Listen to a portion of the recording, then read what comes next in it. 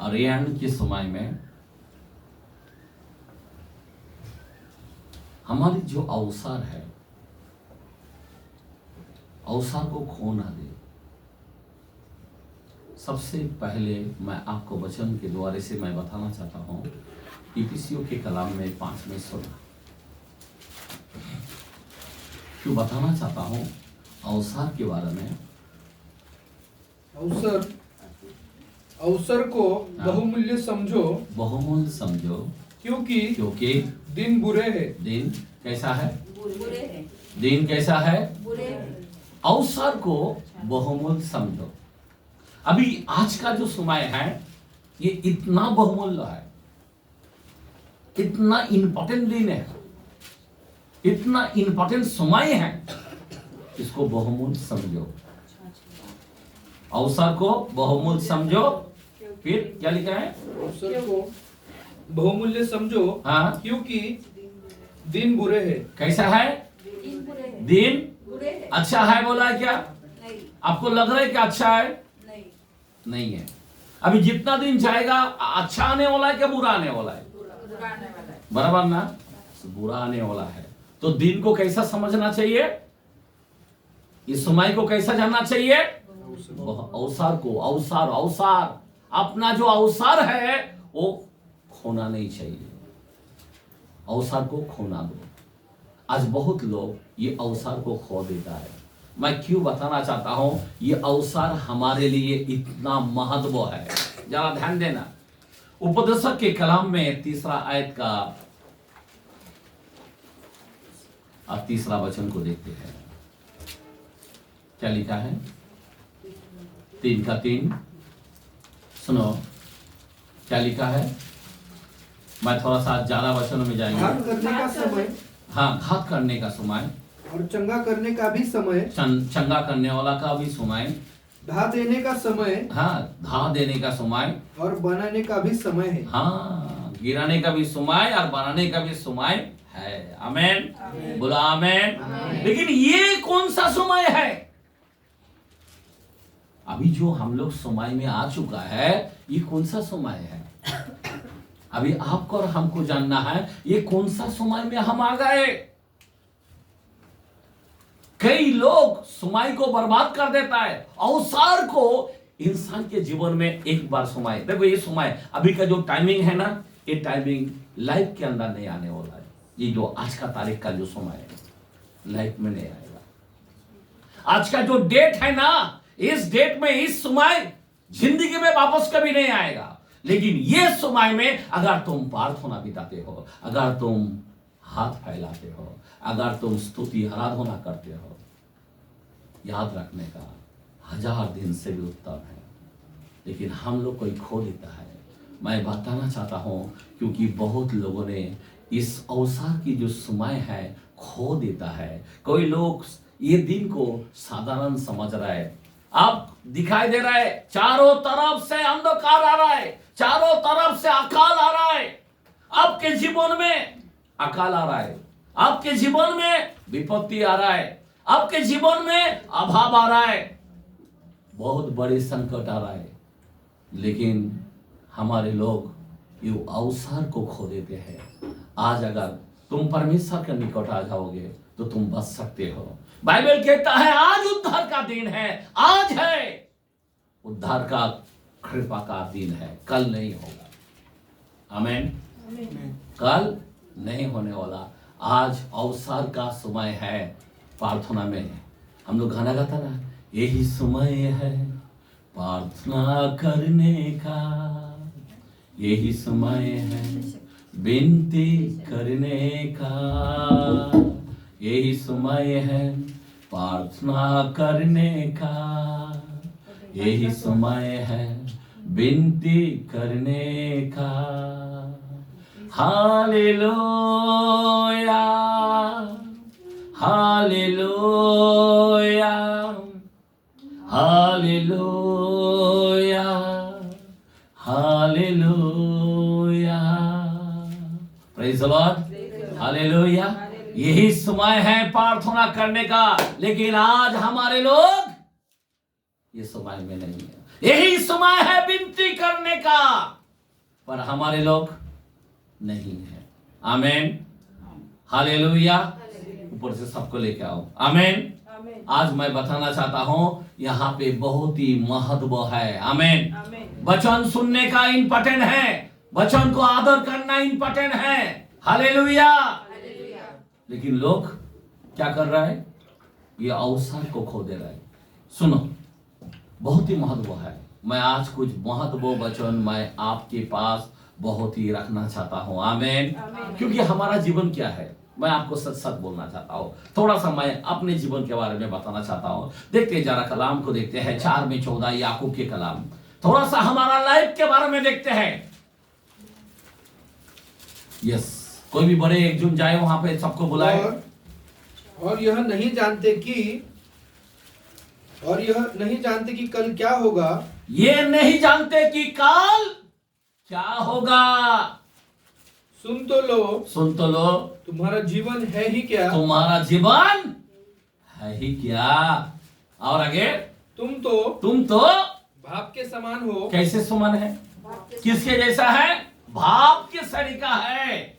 हाँ, जो थोड़ी देर दिखाई देती है, थोड़ी देर दिखाई देती है, फिर लोप हो जाती है। इसके विपरीत, बस इसके विपरीत तुम्हें यह कहना चाहिए, हाँ, यदि प्रभु चाहे तो हाँ, हम जीवित रहेंगे प्रेज़ द लॉर्ड, और यह या वह काम भी करेंगे। आमीन। मेरा बोलने की मतलब क्या है, हमारा लाइफ के बारे में देखो। पहली बात मैं क्यों बताना चाहता हूं, आज अवसर को लोग खो रहे हैं। आज हमें प्रार्थना में बैठना चाहिए, लेकिन हम किधर नहीं बैठे रहे।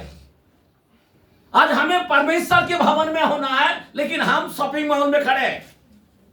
मैं आपको बताना चाहता हूं, कई लोग अवसर को खो रहे हैं, और इसका नतीजा क्या होता है मैं आपको बताना चाहता हूं। लेकिन उससे पहले मैं आपको बताना चाहता हूं कि अपना जीवन है क्या है। आज है, कल नहीं है। हमें एक भाप सरीका है। मालूम है, चावल का भाप आता है, गर्म पानी का भाप आता है, मालूम है। यूं दिखाई देता है थोड़ा पल में, उसके बाद नहीं दिखाई देता है। एक कलाम पहला पीटर में पहला वचन का 24, फर्स्ट पीटर फर्स्ट चैप्टर का 24। हाँ, हर एक प्राणी घास के समान है, और उसकी सारी शोभा घास के फूल के समान है। किसके समान है, घास के फूल के समान है। घास सूख जाती है और फूल झड़ जाती है, परंतु प्रभु का वचन युग स्थिर रहता है। आमीन। देखो जरा मेरे भाई, हमें किसके प्रमाण दिखा रहा है, घास के सरीका है। आपको मालूम है मैदान के अंदर कितने घास है, और धूप लगता है ना, वो जल जाता है, फूल आता है, झड़ जाता है। आज आपके जीवन, हमारा जीवन किसकी तरह है, एक घास और फूलों की तरह है। यहाँ पे कलाम बताता है, मैं 2-3 वचन के द्वारा से 144 के अंदर भजन संहिता में 4था वचन, मैं थोड़ा सा मैं आपको बताना चाहता हूं कि हमारा लाइफ क्या है। आज कई लोग जानते नहीं है। आज रात को हमारा जान जा सकता है। आज हमने प्लान बनाया, ये करेंगे वो करेंगे,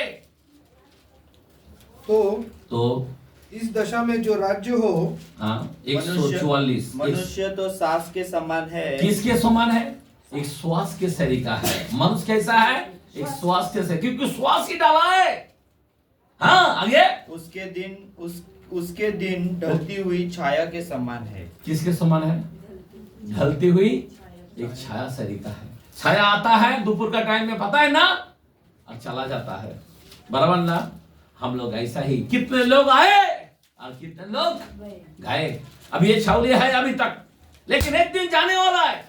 मैं आपको बताना चाहता हूं, इसीलिए मैं आपको बताना चाहता हूं कि कहीं ऐसा ना हो कि अवसर को खो दे। मेरे भाई, बहुत लोगों ने अवसर को खो दिया। आज नहीं गया कुछ नहीं, अवसर को खो देता है, प्रभु के वचनों को खो देता है, संगति करना खो देता है, रोटी तोड़ना छोड़ देता है, नहीं, अवसर को खो देता है। मैं आप लोगों से विनती करना चाहता हूं, आज हमारे से इस तरह से हम लोग गलती कर रहे हैं, लेकिन हम लोग है कौन, एक घास सरीका है। हम लोग है कौन? एक छावनी की तरह हम लोग है कौन? एक भाव सरीका है। आज दिखाई देता है, ये अब्राहम आज दिखाई देगा, कल नहीं दिखाई देंगे। आमेन। आमीन। समझ में आ रहा बात? लेकिन आज आपको और हमको रेडी होना चाहिए, अवसर को खो ना दे। अभी मैं आपको ऐसी कलाम के अंदर लेके जाना चाहता, मैं आपको बताना चाहता हूँ। फ्राइडे का दिन ये वचन हमने दिया था। अभी जरा ध्यान देना। जब यीशु मसीह, सुनो ध्यान दो, जब यीशु मसीह, सबसे पहली बात, उससे पहले मैं आपको बताना चाहता हूं, आपको मालूम है जब यीशु मसीह संसार में आया, वो स्वयं खुद आया परमेश्वर बनकर, लेकिन उन्होंने ग्रहण नहीं किया, उन्होंने मसीह को नहीं जाना। आज मैं आपको बताना चाहता हूं, कौन इस्राएल लोगों के लिए आया? किसके लिए आया? इस्राएलियों के लिए आया, यहूदी लोगों के लिए आया। अपने घराने में आया, हो कोई अन्य जातियों में नहीं आया। किधर आया? उसके घर में अपने संतानों के लिए आए। और जब यीशु मसीह आया, उन्हें छुटकारा देने के लिए, उन्हें चंगाई देने के लिए, उन्हें आशीष देने के लिए, आमीन, उन्होंने ग्रहण नहीं किया, कठोर बन गया। मैं आपको सच सच कहता हूं, यीशु मसीह उनके सामने अपने मुंह के बल गिरता था, तड़पता था। 5-7 के अंदर हिब्रू में बोलता, मैंने पुकारा पर किसी ने नहीं सुना, मैंने हाथ फैलाया। 1:23-24 के अंदर भी, नीति वचन के अंदर भी बोलता है, पर किसी ने ध्यान नहीं दिया। अब वो पुकारता गया, वो रोता गया, वो तड़पता गया, तड़पता रहा, लेकिन उसके प्यार को कोई नहीं जाना। आज मैं आपको बताना चाहता हूं, एक सेवक होने के नाते आज कई लोगों को हम वचन देते हैं, प्रभु में वालो, उपास करो, प्रार्थना करो, प्रभु का राज्य के लिए हाथ बढ़ाओ, प्रभु का काम बनाओ, यानी उसके कामों में आगे बढ़ो। आज भी यीशु मसीह हर एक के जीवन से काम करता है। मैं आपको बताना चाहता हूं, उन दिनों में उन्होंने कितना बड़ा भूल किया। वो इजराइल लोगों ने इतना कठोर हो गया। आप जानते हो, मूसा का जमाने में भी कठोर था, कितना कुड़कुड़ करने का, कितना चमत्कार, तभी भी नहीं समझा। यहां तक मूसा को छोड़ खुद आ गए। वो बोला, नबी को रखो, अभी मैं खुद जाता हूं, कम से कम मुझे मेरी बात को मानेगा, तभी भी नहीं माना। और ना मानने के कारण, याद रखना मेरे भाई, वो लोगों ने ठुकराने के कारण आज उसी तरह से, मैं क्यों बता रहा हूं उनके बारे में, क्योंकि आज भी वैसा ही यहूदी के जैसा कठोर है हम लोग। उनके ऊपर अनुग्रह नहीं है, लेकिन आप पर अनुग्रह हुआ, फिर भी हम उनसे भी बढ़कर काम कर रहे हैं। क्या काम कर रहे हैं? गलत कर रहे हैं हम, उनसे भी बढ़कर हम गलत कर रहे हैं। मैं आपको बताना चाहता हूं, क्या कर रहे हैं हम लोग? अनुग्रह पाया, उन्होंने नहीं पाया। उनकी आंख बंद है, हमारी आंख खुला है। जिसका आंख बंद, उसका गलती ज्यादा है कि जिसका आंख खुला है उसका गलती ज्यादा है? किसका गलती है? आज हमारे आंख खुला है, लेकिन हम लोग गलती कर रहे हैं। यीशु मसीह को कैसा ले रहे हम? वो जमाने में उनकी आंख बंद था, जरा सोचने की बात है। अब तब क्या हुआ उनकी? यीशु मसीह रोता रहा, यरूशलेम को देखकर रोने लगा, फुट फुट के रोने लगा। बाइबल के अंदर मत्ती में रो रहा है, और रोने के बाद एक बार बोला, क्या बोला मालूम है? मत्ती के कलाम, सॉरी अपना लूक के कलाम, लूक 19 चैप्टर 43 और 44, लूक 19 के कलाम में जरा ध्यान देना मेरे भाई और बहन, वचन बहुत ही महत्वपूर्ण है। हाँ 43-44, क्योंकि वे दिन तुझ पर आएंगे, वो दिन तुझ पर आएगा कि तेरे बैरी मोर्चा बनकर तुझे घेरे लेंगे, तुझे घेर लेगा, और चारों ओर से तुझे दबाएंगे। तुझे क्या करेगा? दबाएंगे। दबा डालेगा। आमीन।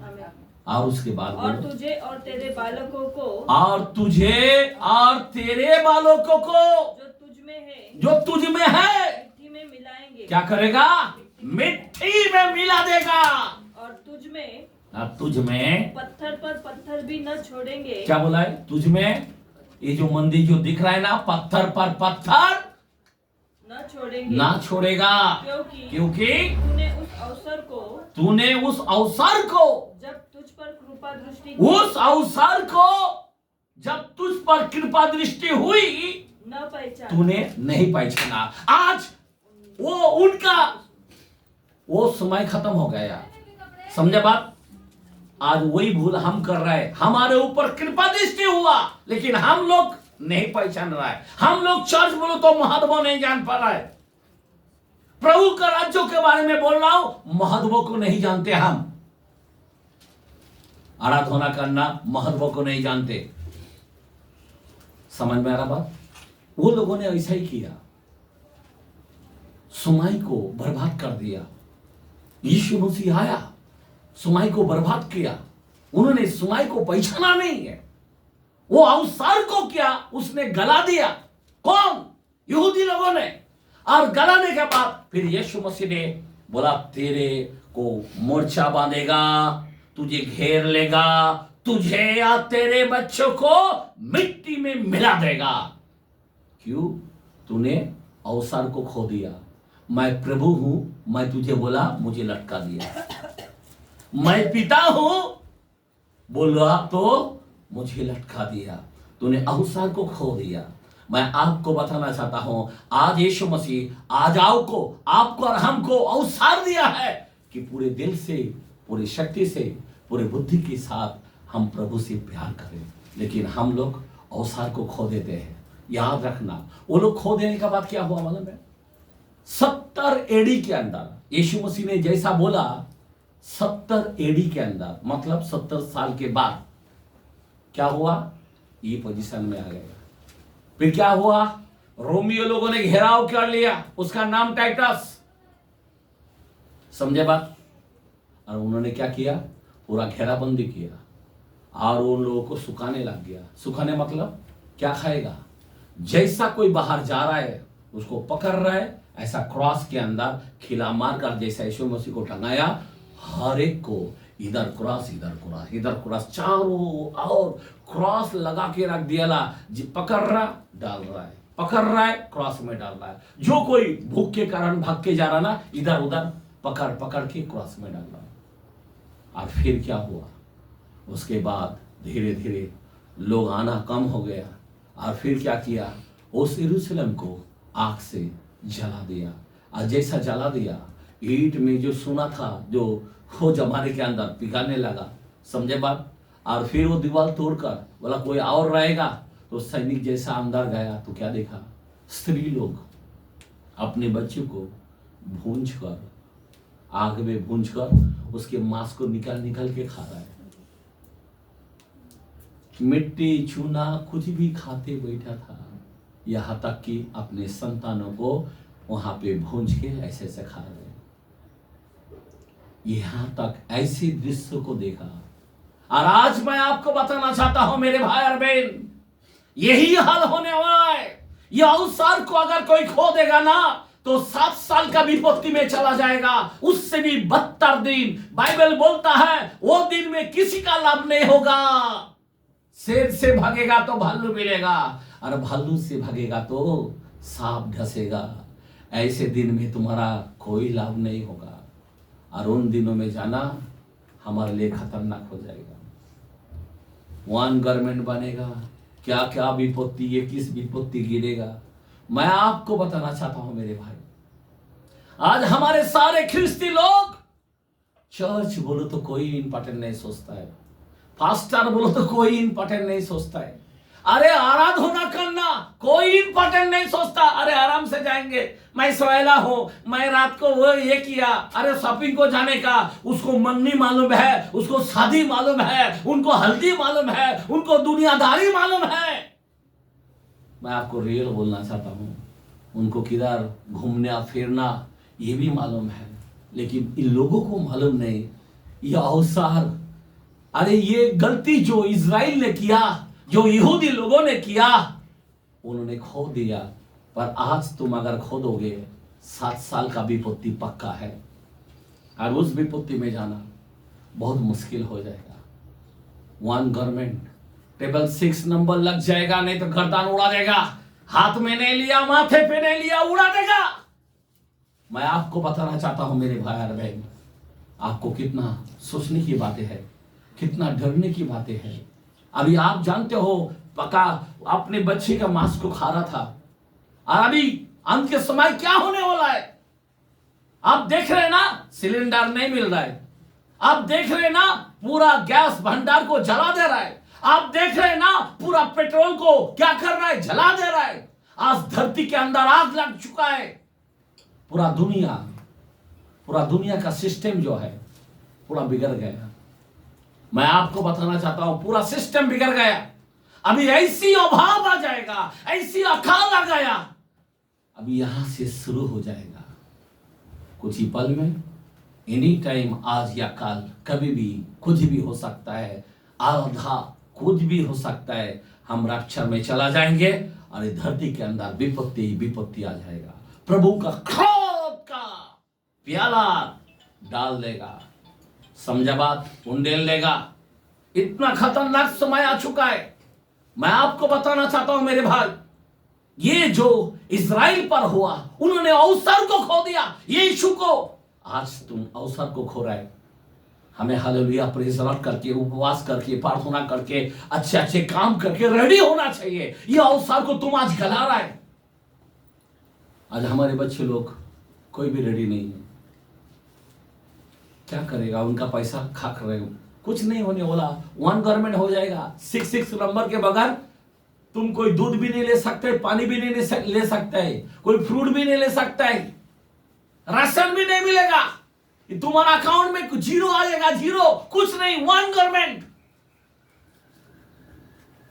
आज तुमको मौका है प्रभु का काम करने के लिए, सेवकाई करने के लिए। समझे बात? आज तुमको इन्वेस्ट करने का समय है। आज प्रभु के अंदर इन्वेस्ट करो, प्रभु के राज्यों के लिए इन्वेस्ट करो। मैं आपको सच बोलना चाहता हूं मेरे भाई। आपको मालूम है क्या हुआ? मैं आपको खुला बोलना चाहता हूं। प्रसिद्ध की कलाम में 13 में 46 चैप्टर,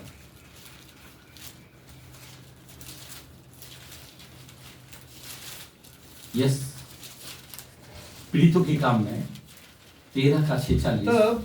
तब पौलुस और बरनबास ने निडर होकर कहा, अवश्य था कि परमेश्वर का वचन पहले तुम्हें सुनाया जाता। 1 मिनट, आप सोचो जरा। यीशु मसीह जाने के बाद यहाँ पे पौलुस आया, बरनबास प्रचार करने लग गया। ये दोनों जन जब प्रचार करने को किसके पास गया? किसके पास गया? अपने यहूदी लोगों के पास पहले गया।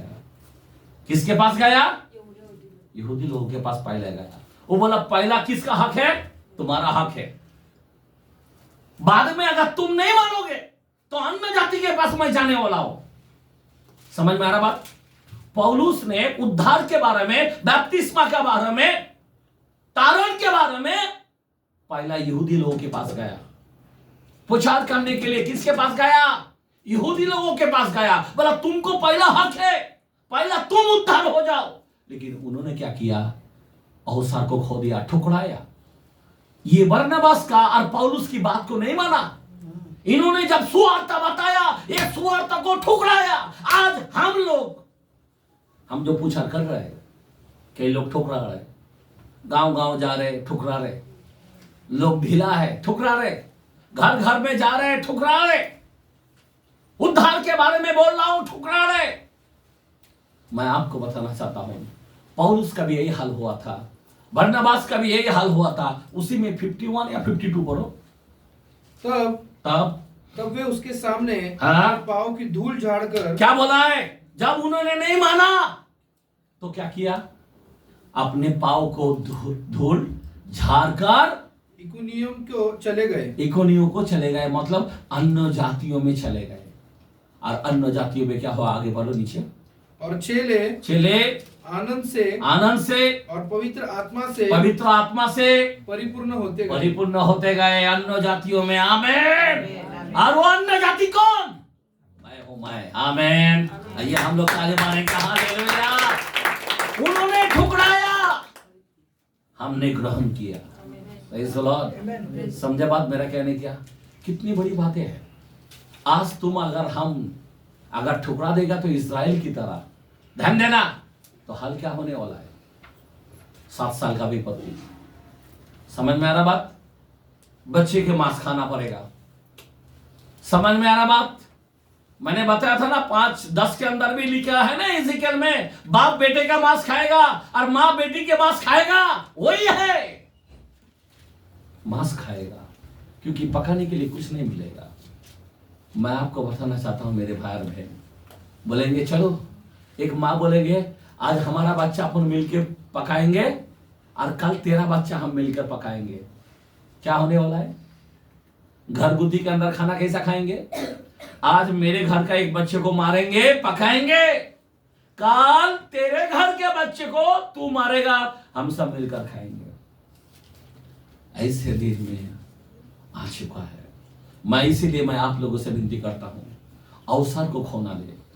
मैंने बताया 5:16 के अंदर इफिसियों में, अपने अवसर को खो ना दे।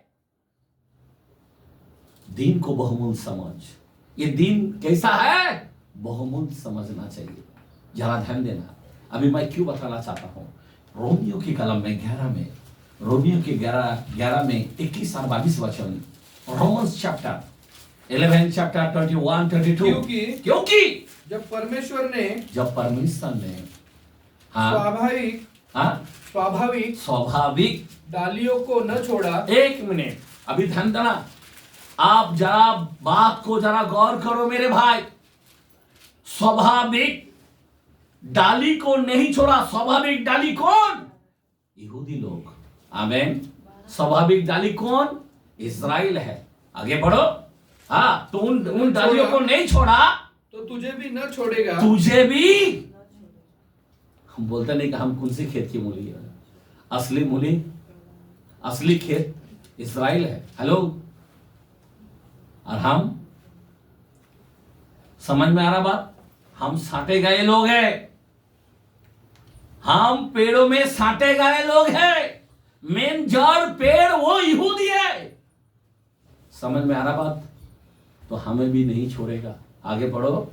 इसलिए परमेश्वर की कृपा और कड़ाई को देख। एक मिनट, हमारे लोग खाली क्या देखता है? परमेश्वर का कृपा है। कैसा है? परमेश्वर का ग्रेस है, परमेश्वर का कृपा है। पर परमेश्वर का कड़ाई को जानता है क्या तू? हमारे लोग नहीं जानता है। समझ में आ रहा बात? हमारे लोग परमेश्वर का कड़ाई का मतलब क्या है? कड़ाई का मतलब क्या है? उसका क्रोध, उसका जलजलाहट। तू वो नहीं जानता क्या? मैं आपको बताना चाहता हूं मेरे भाई। इसीलिए समय को बर्बाद मत करें। ये दिन बुरे हैं। अब इस दिन में आपको संभालना चाहिए मेरे भाई। आपको कैसा करना चाहिए? संभालना चाहिए। ये बुरे दिन में क्या करना चाहिए, ये बहुमूल्य समझना चाहिए। आज हमारे लिए इंपॉर्टेंट दिन है। मैं सब कामों को लात मारूंगा, चच के रहूंगा। समझे बात? सब कामों को छोड़ूंगा, मैं उपवास में बैठूंगा। आमीन। ऐसे सिचुएशन के अंदर हम खड़े हैं। अगर आज तुम इस्राएल की तरह ढीला करोगे, उनका हाल हो गया। उसके बाद क्या क्या हाल हुआ पता है आपको? हिटलर आया, क्या हाल हो किया उसका? 6 लाख लोगों को मार दिया। यहूदी लोगों को 6 लाख किसको बोलता? मैं आपको सच सच बोलना चाहता हूं, मसीह को ठुकराना हाल हो जाएगा।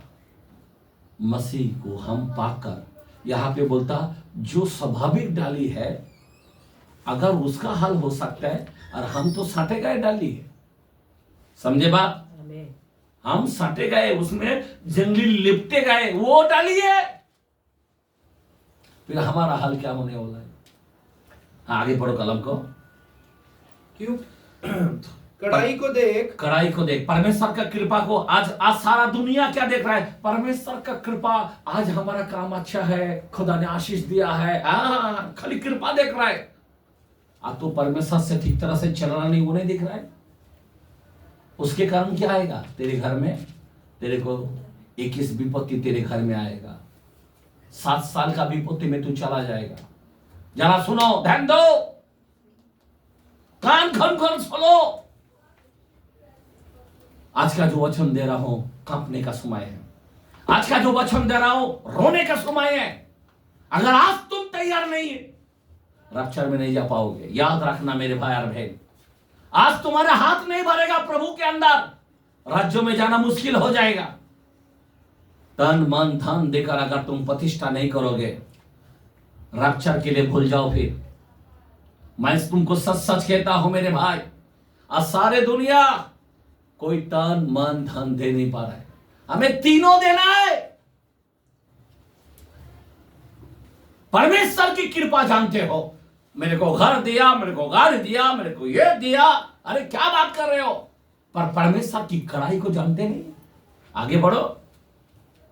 जो गिर गए उन पर कड़ाई, परंतु हाँ, जो गिर गए उन पर क्या होने वाला है? मतलब जो पीछे हट गए क्या होगा? छोटे छोटे बात के लिए मैं चर्च को नहीं आता हूं, क्या हाल होने वाला है? उसको ऊपर कड़ाई आने वाला। कड़ाई का मतलब 7 साल का विपत्ति, वो ट्रिबुलेशन दिन में जाएगा। कोई लोग चर्च को नहीं आ पा रहे, कुछ ना कुछ बहाना कर डालता है। किधर जाने वाला है? मेरे को डर लगता है। मैं मेरे बच्चे को देख के भी मैं अफसोस होता है कि ये बच्चे लोग नरक में जाएगा। मेरा बीच में मेरा भाई चला गया, मैं वही मन में सोच रहा हूं, मेरा माँ बाप को मैंने सपने में देखा नरक के अंदर बैठा है। अभी मेरा भाई भी जाएगा, विश्वास नहीं किया, ये भी जाएगा नरक में। क्या हाल होता है? कोई किसी का नहीं मेरे भाई। याद रखना, ये बरनबास का, पौलुस का वचन जब देने लगा तो उन्होंने ठुकराया। आज हम बोलते हैं आपको वचन बरनबास की तरह, पौलुस की तरह आपको वचन देता हूं, लेकिन एक कान में सुनता और एक कान में छोड़ता। याद रखना मेरे भाई, क्या होने वाला है? परमेश्वर की कड़ाई आप पर आने वाला है। मतलब परमेश्वर का क्रोध आप पर आने वाला है। 7 साल का विपत्ति आप पर आने वाला है, क्योंकि आप ढीला चल रहा है। जो लोग ढीला से काम करता है उसका हाल होगा। जो लोग अविश्वासी की तरह चल रहा, जो लोग आज भी मूर्ति पूजा कर रहा है, आज भी इधर एक पाँव रखा इधर एक पाँव रखा, ये भी मानता ये भी मानता, ये सब नरक में जाने वाला है। याद रखना। मेरा भी घर वाला से फोन आया, नहीं उठाया, काय को बोलने का सलाम बिलम। हमको मालूम है बाबा, मेरा खुशी क्या है? मेरा यीशु है। आमेन आमेन हालेलुया। इधर एक बात करेगा, इधर प्रेस द लॉर्ड करेगा, कोई मीनिंग नहीं है मेरे भाई। मैंने मसीह को धारण किया। आमेन। मैं मसीह का बोलिए बोलूंगा, और मसीह को छोड़कर मैं किसी में खुश नहीं हूं। ये कलाम है, क्योंकि परमेश्वर कड़ाई से काम करने वाला है। हम लोग सोचते हैं परमेश्वर का कृपा है, लेकिन कड़ाई भी है। कृपा चला जाएगा ना, जैसा लेके हम लोगों को ऊपर छोड़ेगा ना, और कड़ाई आ जाएगा, क्रोध आ जाएगा। बहुत ही महत्व है। हो गया वचन? पढ़ो। जो गिर गया उन पर कड़ाई, परंतु तुझ पर कृपा, यदि तू उसमें बना रहे, नहीं तो तू भी काट डाला जाएगा, तुझे भी काट डाला जाएगा। Amen amen amen amen. Praise the Lord. Hallelujah. कृपा तब रहेगा, नहीं तो तुझे भी काट डालेगा, कड़ाई में जाएगा तो। क्रोध, ये सब वचन सुनकर हम लोग को डर लगता है। हम लोग को कभी कभी नींद नहीं आता है, क्या वचन बोल रहा है, खुदा का कलाम क्या है। हम हैरान हो जाता है। एक एक कलाम को पाता हूं तो मेरा दिल एकदम ऐसा छलमलता है। आमेन बोलो आमेन। इफिसियों के कलाम में 6 में 13 क्या बोलता है? इफिसियों के कलाम में 6 चैप्टर 13 के अंदर क्या लिखा है? इसलिए परमेश्वर के सारे हथियार बांध लो। क्या करना चाहिए? मैं इसलिए 6 में 13 बराबर। इसीलिए हाँ इसीलिए परमेश्वर के सारे हथियार बांध लो, सारे। हेलो, कि तुम बुरे दिन में हाँ सामना कर सको। ये बुरे दिन में क्या करना चाहिए? सामना कर सको और सब कुछ और सब कुछ पूरा करके स्थिर रह सको। हमको स्थिर रहना है तो हमें सारे हथियार को क्या करना पड़ेगा? हमारे सारे हथियार क्या क्या है? इसीलिए सुन एक मिनट, सारे हथियार क्या क्या है? पहला है रोज डेली प्रार्थना। डेली प्रार्थना, भोर के समय उठकर प्रार्थना करना। कितना लोग करता है? हाथ उठाए। भोर के समय कितना लोग उठ के प्रार्थना करते हैं? नहीं करते यहाँ पे? ठीक है, 7 साल के लिए जाओ। और कौन है? नहीं है? सिर्फ 1-2 जन। आप खाली क्या क्या करने को आए? इतना साल से वचन सुनता है, किधर रख रहे आप? शैतान उड़ा के लेके जाता है क्या आपके अंदर से? याद रखना, मैं आपको बार बार बोलना चाहता हूं, आज उद्धार का समय है, आज कृपा का काल है, कल नहीं मिलेगा। कड़ाई से आने वाला, कड़ाई से काम करने वाला है। बोलते नहीं कड़क, ये गवर्नमेंट बहुत कड़क है, वैसा हमारा राजाओं का राजा इतना कड़क है ना, उसके भय से लोग कांप उठेंगे। लोग गुफाओं में जाएंगे, चट्टानों में जाएगा, दरारों में जाएगा, मुझ पर गिर पर, मैं इस ईश्वर से बचना चाहता हूं, ऐसा करेगा लोग। आप सोच सकते हो इतना कड़क होगा। आमेन। अगर आपका उठ के सुबह भोर की समय प्रार्थना नहीं है, पहला डेली प्रार्थना, और हफ्ता में एक उपवास चाहिए। आमेन। और आपका 10 मास प्रभु को देना चाहिए।